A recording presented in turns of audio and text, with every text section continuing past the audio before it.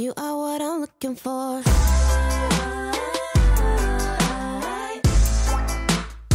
know what I'm looking for.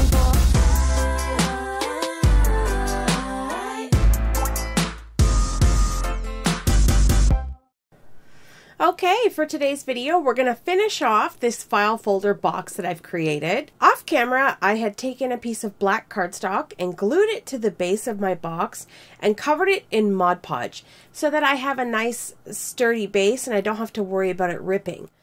So I'm going to take some heavy weight black cardstock and I'm going to line the inside of my box with this black cardstock. Now I've just cut it down so that it will fit from edge to edge on one side of the box, and I'm just going to pop it in and grab a pencil and sort of mark how high up I want this cardstock to come. I'm just going to make a little line on the cardstock and then pull in my scoreboard, and I'm going to score across that line. Okay, so this is going to create sort of the angled edge that's going to line the bottom of the box. You'll see what I mean in just a moment. So I'm scoring that really good, and then I'll crease the fold, and then I'm going to pop it into my box, and that little tiny piece that's left over, that's what I'm going to adhere down to the bottom of the box. So then this will cover one whole side. Okay, and I'm going to do that to all four sides.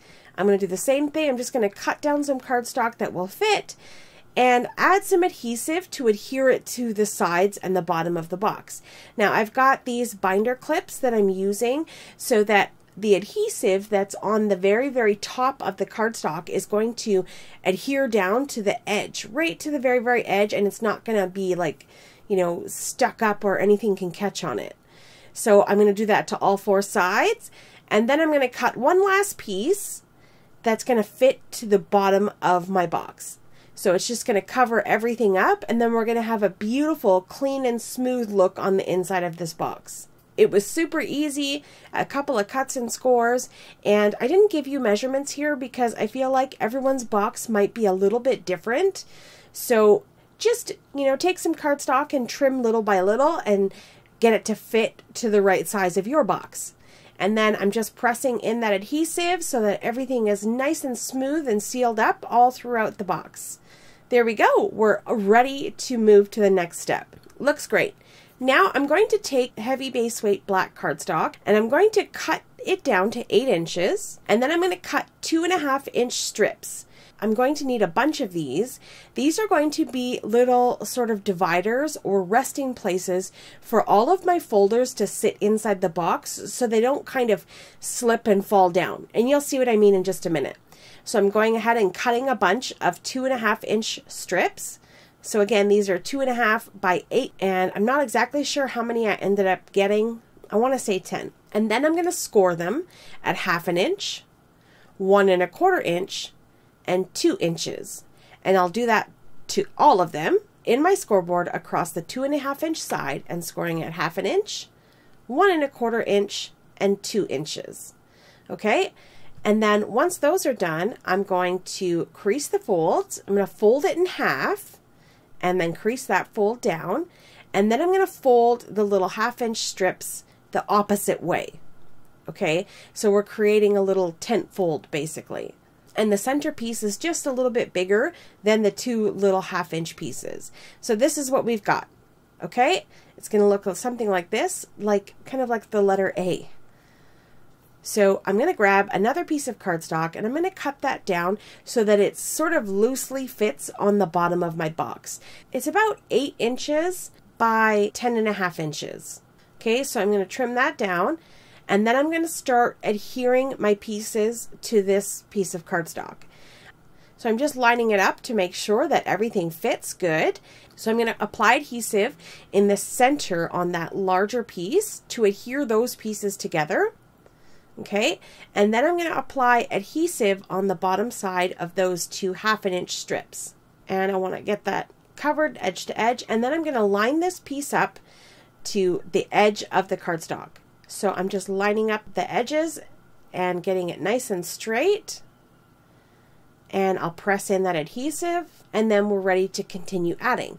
So I'm going to do the same thing with another strip here. I'm going to fold it in half, use my bone folder to burnish it, apply adhesive in the center and close it up, and then fold those little 1/2 inch strips up the other way.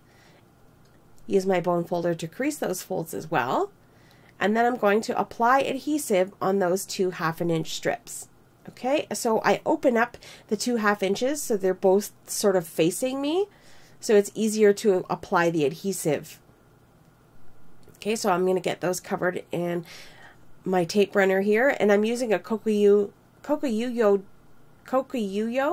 I don't know how to say that, Kokuyuyo dot liner. It's my most favorite adhesive. It's the best stuff. It's the most value for your money. I've been using this stuff for years. I'll leave it linked in the description box down below. I decided that maybe applying adhesive to the cardstock might be a bit easier. So I tried that. I adhered the center little piece together and then applied the adhesive to the cardstock. And then I'm just going to keep going. I'm going to keep adding all the strips until my cardstock is covered in all these little strips.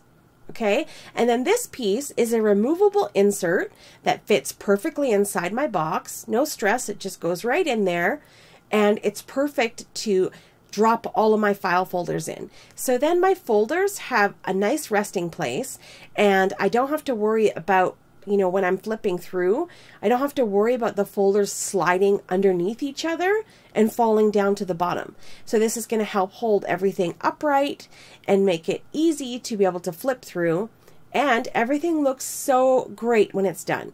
So I'm grabbing all my folders, popping them into the place, and look at this. This is such an exciting project for me.